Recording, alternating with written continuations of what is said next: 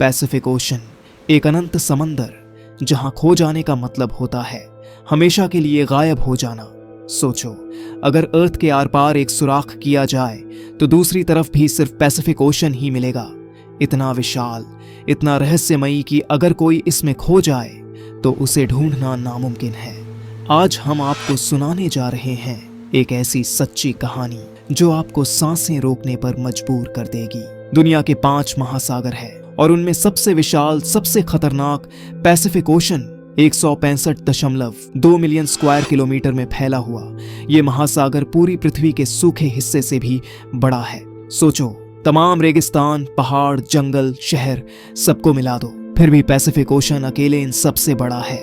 यहाँ छोटे छोटे कुछ आइलैंड जरूर हैं, लेकिन इतने अदृश्य कि किसी नक्शे पर सिर्फ डॉट की तरह लगते हैं, और उनमें से भी 90% ऐसे हैं जहां इंसान आज तक नहीं पहुंचा।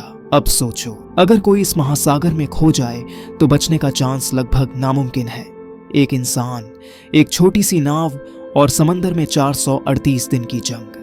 योसे सल्वादोर अल्वारेंगा, वो नाम जिसने अनजाने में एक ऐसा वर्ल्ड रिकॉर्ड बना दिया जिसे तोड़ने की कोई सोच भी नहीं सकता। 7 फुट की छोटी नाव पर, बिना सहारे, बिना किसी मदद के। लेकिन सवाल ये है, आखिर 14 महीने तक इस खौफनाक समंदर में ये अकेला जिंदा कैसे रहा? पर उससे पहले हमें ये समझना होगा कि वो समंदर में गया ही क्यों था। साल 2012 मेक्सिको के छोटे से गांव कोस्टा अजूल में रहने वाला योसे सल्वादोर अल्वारेंगा अपनी जिंदगी समंदर के हवाले कर चुका था। 36 साल का जोस एक एक्सपर्ट मछुआरा था, लेकिन उसे अंदाजा भी नहीं था कि इस बार का सफर उसे मौत के दरवाजे तक ले जाने वाला है। 17 नवंबर 2012 जोसे अपने साथी के साथ मछलियां पकड़ने के लिए अपनी 7 फुट की छोटी बोट में निकला। सिर्फ 30 घंटे का सफर था, इसलिए बोट में जरूरत भर का ही सामान था। एक इंजन और एक रेफ्रिजरेटर जिसमें मछलियां स्टोर होती।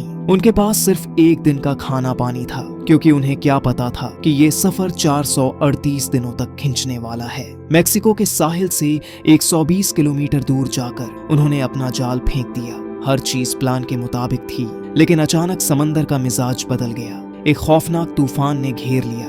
आंधी, बारिश और ऊंची लहरों के बीच बोट कांपने लगी। अपनी जान बचाने के लिए उन्होंने जाल वहीं छोड़ दिया और पूरी रफ्तार से किनारे की तरफ भागे। 6 घंटे तक तूफान से लड़ने के बाद सुबह 7 बजे किनारा सिर्फ 20 किलोमीटर दूर था। गांव भी दिखने लगा था, लेकिन ठीक उसी पल बोट का इंजन बंद हो गया। जोसे बार बार कोशिश करता रहा, लेकिन इंजन दोबारा चालू नहीं हुआ। अब न चप्पू थे, न सेल और ना ही कोई दूसरा सहारा। बस एक आखिरी उम्मीद थी, रेडियो। जोसे ने जल्दी से अपने बॉस को मैसेज भेजा, हम फंस चुके हैं, जल्दी मदद भेजो। जवाब आया, टीम निकल चुकी है। जोसे और उसका साथी राहत की सांस ले रहे थे। उन्हें लगा कुछ घंटों में बचा लिए जाएंगे, लेकिन रेडियो की बैटरी खत्म हो गई। अब ना कोई कनेक्शन, ना कोई मदद। चारों तरफ सिर्फ समंदर का अंधकार। जोसे की नाव अब लहरों के रहमो करम पर थी, और यहीं से शुरू हुई 438 दिनों की सबसे भयानक जंग, इंसान बनाम समंदर। योसे सल्वादोर अल्वारेंगा और उसका साथी अभी इसी शौक में थे कि अचानक वो हुआ जिसका बिल्कुल भी अंदाजा नहीं था। तेज हवाओं ने उनकी बोट को फिर से समंदर की तरफ धकेलना शुरू कर दिया। जो साहिल अभी कुछ देर पहले उनकी आंखों के सामने था, अब धीरे धीरे दूर होता जा रहा था। वो बेतहाशा कोशिश कर रहे थे, लेकिन हवाएं अब उनकी दुश्मन बन चुकी थी। फिर बस कुछ ही मिनटों में जो किनारा बस हाथ बढ़ाने की दूरी पर था, वो अब धुंधला हो चुका था। जैसे जैसे दिन गुजर रहे थे, जोसे और उसके साथी की उम्मीदें भी बुझती जा रही थीं। इस हादसे को अब 5 दिन बीत चुके थे और तेज हवाएं उनकी बोट को साहिल से 450 किलोमीटर दूर फेंक चुकी थीं। अब हर तरफ बस नीला समंदर और अनंत सूनापन। चारों तरफ सिर्फ पानी, कोई किनारा नहीं, कोई जहाज नहीं, कोई मदद नहीं। उनको अच्छी तरह मालूम था कि उनकी बोट इतनी छोटी थी कि दूर से उसे देख पाना नामुमकिन था। न फ्लेयर गन, न आग जलाने का कोई तरीका, न ही कोई रेडियो सिग्नल। यानी उनका बचना अब 1% से भी कम था। भूख और प्यास ने अब अपना असली रंग दिखाना शुरू कर दिया। जो थोड़ा बहुत खाना पानी साथ लाए थे, वो पहले ही खत्म हो चुका था। अब जिंदा रहने के लिए उन्हें खुद शिकारी बनना पड़ा। जो भी परिंदा उनकी नाव पर आ बैठता, वो उसे अपने हाथों से पकड़ने की कोशिश करते। जो मछलियां नाव के पास आती, वो उन्हें नंगे हाथों से पकड़कर कच्चा खाने लगते। लेकिन प्यास सबसे बड़ी दुश्मन थी। समंदर का खारा पानी जर से कम नहीं था, इसलिए उन्होंने बारिश का पानी समंदर में तैरती प्लास्टिक की बोतलों में जमा करना शुरू किया। पर बारिश भी कहाँ रोज रोज आती थी। कई बार बरसात हफ्तों तक नहीं होती और तब वो मजबूरन मछलियों और टर्टल्स का खून पीकर जिंदा रहने लगे। लेकिन शिकार हर दिन नहीं मिलता, इसलिए अब हर गुजरता दिन मौत के एक कदम और करीब ले जा रहा था। दिन बीतते गए, फिर हफ्ते और फिर महीनों में बदल गए। जो मेंटल टॉर्चर ये दोनों झेल रहे थे, उसकी कल्पना करना भी हमारे लिए नामुमकिन है। भूख, प्यास, तन्हाई और मौत का साया। आखिरकार 4 महीने बाद जोसे का साथी इस अंधेरे को और सहन नहीं कर सका। उसने हार मान ली और खुद को इस अंतहीन समंदर के हवाले कर दिया। अब इस छोटी सी बोट पर सिर्फ जोसे अकेला था। चारों तरफ बस पानी और गहरी खामोशी। वो अब एक ऐसे हिस्से में भटक रहा था जो दुनिया के सबसे वीरान और खामोश इलाकों में से एक माना जाता है। इतना वीरान कि यहाँ से तो बड़े से बड़े कार्गो शिप्स भी नहीं गुजरते। 6 महीने हो चुके थे। 6 महीने जहाँ हर दिन सिर्फ मौत का इंतजार था। 6 महीने जहाँ कोई इंसान तो क्या, एक परिंदा तक नजर नहीं आया। जोसे अब पूरी तरह टूट चुका था। फ्रस्ट्रेशन अपने चरम पर थी। और फिर एक दिन समंदर में दूर उसे एक जहाज नजर आया, एक चलता फिरता जहाज। उम्मीद फिर से जाग उठी। शरीर कमजोरी से कांप रहा था, लेकिन जोसे ने पूरी ताकत लगाकर चिल्लाना शुरू कर दिया। बोट पर खड़े होकर हाथ हिलाए, छलांग मारी, इशारे किए, लेकिन उस जहाज पर किसी ने उसे नहीं देखा। वो विशाल कार्गो शिप चुपचाप आगे बढ़ती रही और कुछ ही मिनटों में ओझल हो गई। जोसे की आंखों के सामने उसकी आखिरी उम्मीद भी डूब चुकी थी।